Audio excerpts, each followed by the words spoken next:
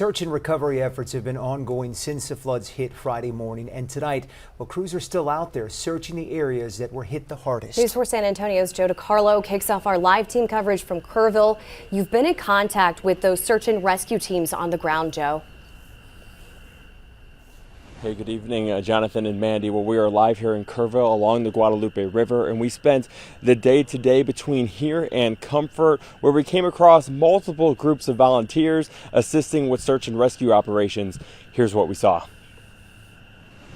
Just being this close to the community, it's really sad. I mean, words obviously can't describe it. Frank Straza is a volunteer from Bandera who came to Centerpoint today to see if he could help in any way possible.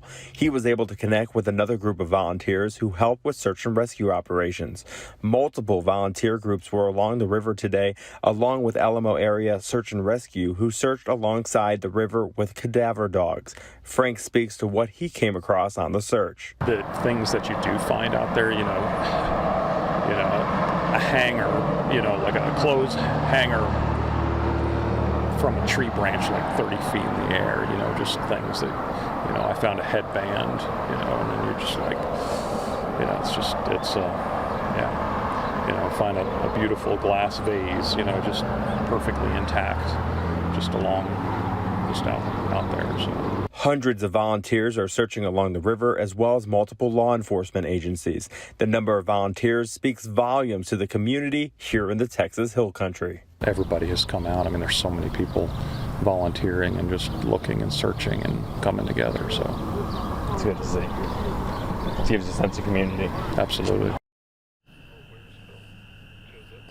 Now, search and rescue operations will continue day and night until everyone is accounted for.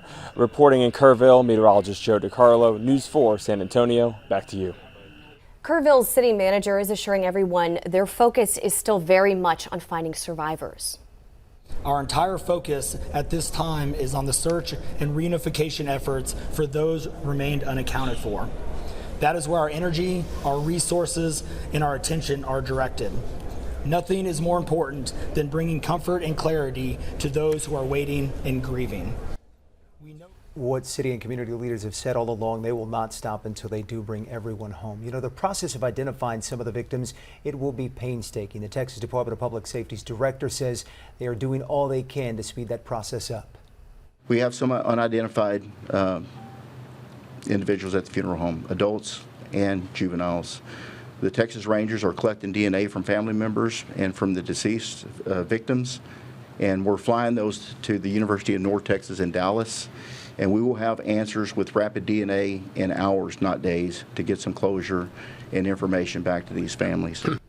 Also tonight, we are getting incredible video of rescues that were carried out by the U.S. Coast Guard. They released this footage on social media after the intense flooding in Kerr County on Friday. In it, as you see there, people being hoisted to safety after being stranded, their homes completely surrounded by floodwaters. Thankfully, though, tonight they are safe.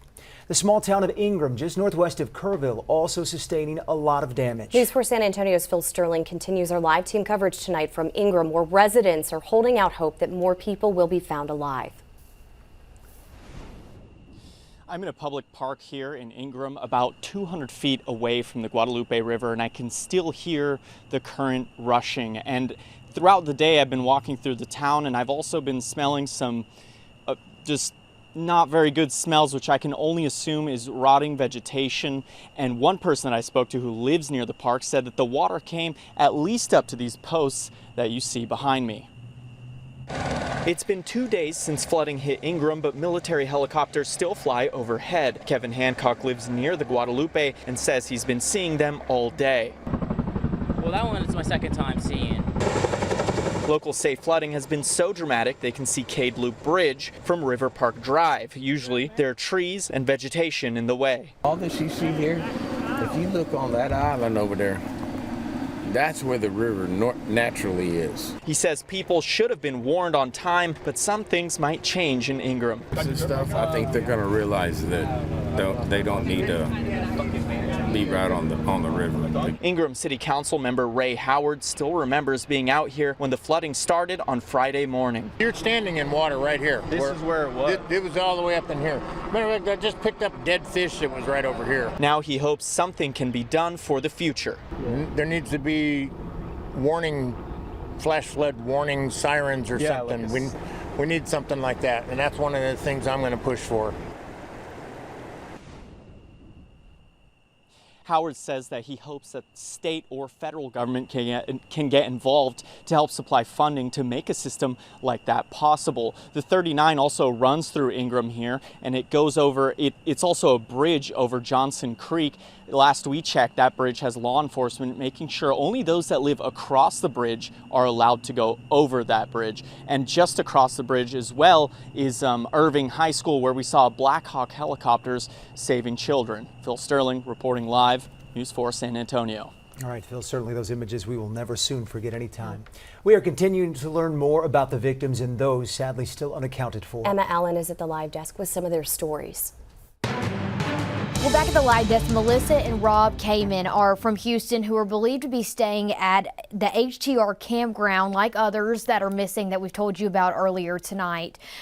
We know that families say that they may have tried to leave the campground before the heavy rain and flood, but there is still no word as to where the couple is. They're pictured there now. Steve Edwards was also last seen at that same campground in the early morning of July 4th. His daughter Allison saying he is the best father, son, friend, and dog dad who never met a stranger. He would give you the shirt off of his back. He's a fighter, and I know we are going to get answers and find him. We know 10 children and one counselor remain missing from Camp Mystic, and 41 people are known to be missing across the entire state. That is the latest from the live desk. All right, Emma, thank you for that update. While we continue to hope and pray that rescue crews will find more survivors, sadly we are bracing for the death toll to climb. It has every time we've gotten updates, and earlier today we heard from Department of Public Safety Director Freeman Martin, who says they're working 24 hours a day, 7 days a week. That is the plan to find everyone. Of course, we're a lot more productive during the day, but we search at night, and we're seeing some really good results, which is good. But the bad news is you will see the death toll rise. Tonight, we are also hearing stories of survival and heroism, accounts of what it was like to survive this deadly flash flood. And now we hear from another. We've brought you live reports from the Blue Oaks RV Park in Kerrville. It's right on the Guadalupe River. Everything on the campground was wiped away. We have an incredible interview. The owner, Lorena Guillen, was on top of the weather that night, but then everything changed. By 2:30, I checked the water levels. I went all the way to the edge of the river, and it was fine. It was perfectly fine.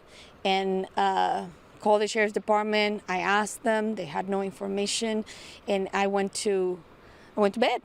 And at 3:30, the lights of the rescue team awoke me. You could see the lights of vehicles getting washed off from upriver, and you can hear honking. You couldn't see anything, but you can hear honking and you can hear the screaming.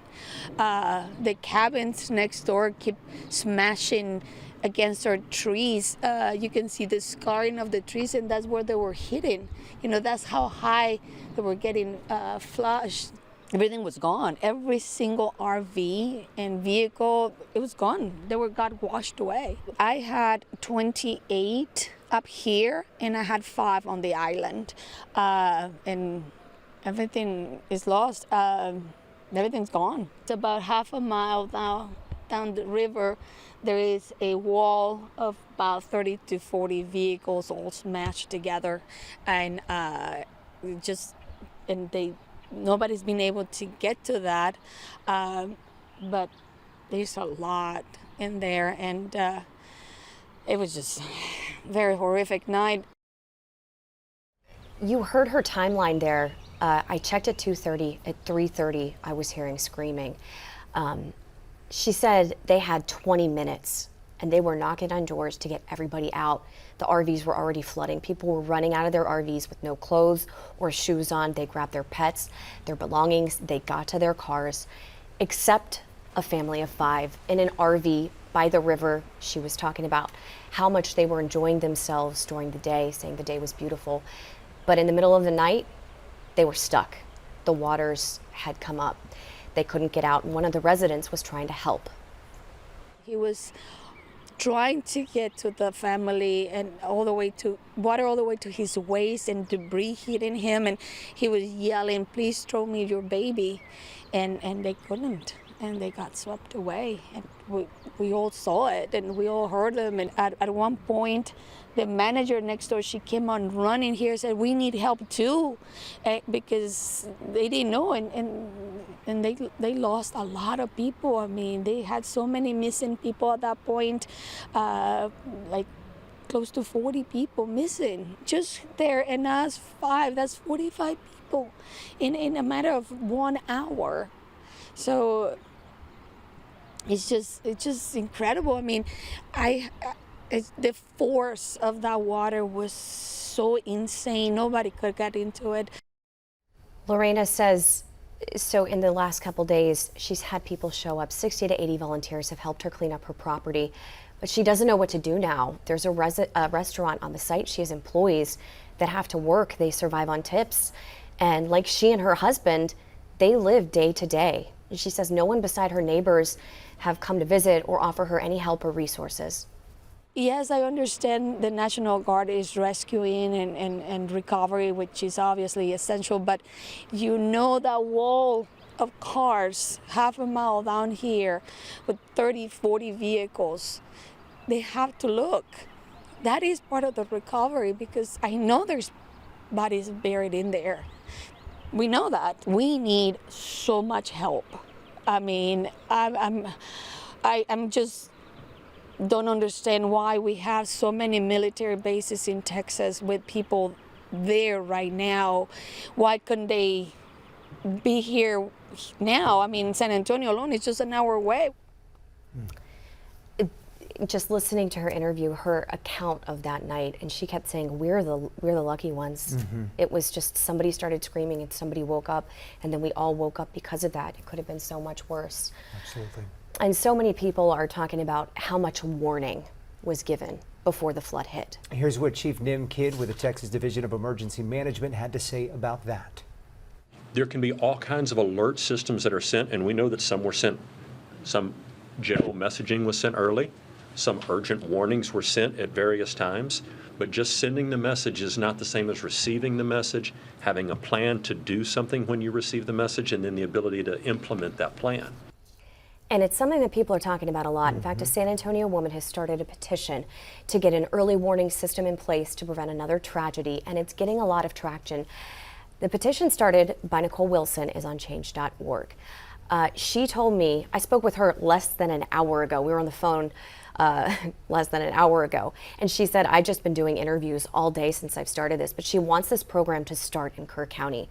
She says with the resources the state and federal government and the local municipalities are putting into search and rescue and recovery efforts, combined with what they're going to end up spending in infrastructure repairs, the cost of installing sirens, similar to tornado sirens that we have in other parts of the country, is less. It's going to cost less to install these. Flash flooding, as we've said in the last few days, it hits and it happens very fast, but a minute or two, she says, could make all the difference. Was when I think about those girls at Camp Mystic and then other families along the river, those 5 minutes could have given them time to get to higher ground. And even if they lost everything, they wouldn't have lost themselves. And not having that 5 to 10 minutes, I think, is just completely unreasonable and incredibly disappointing. You know, following the devastation across the hill country, the community continues to come together. They are leaning on each other and faith to help get them through. News 4 San Antonio's Destiny Fuller continues our team coverage from Kerrville. Downed trees and lifted concrete are just some of the hefty damages left behind by flooding that changed the whole country forever. And as crews are working to clean up some of this mess, the community is leaning on each other to make it through. Pain and sorrow and death does not have the last word, but goodness, truth, love, care, hope never dies. Archbishop Gustavo Garcia Siller visiting the Notre Dame Catholic Church this morning, offering words of comfort. They may find strength and healing through Christ. The death toll. As of 9 a.m. this morning, we've recorded 59 deceased in Kerr County. Climbing with each report. As of 1:30, we have recorded 68 deceased in Kerr County. Among those who are deceased, we have 40 adults and 28 children. City Manager Dalton Rice committing full effort to families in waiting. Our entire focus at this time is on the search and reunification efforts for those remained unaccounted for. Kerrville Mayor Joe Herring reminding the community to band together through one of the toughest times in its history. There is a hashtag. It's hashtag Kerr United. That's what we are.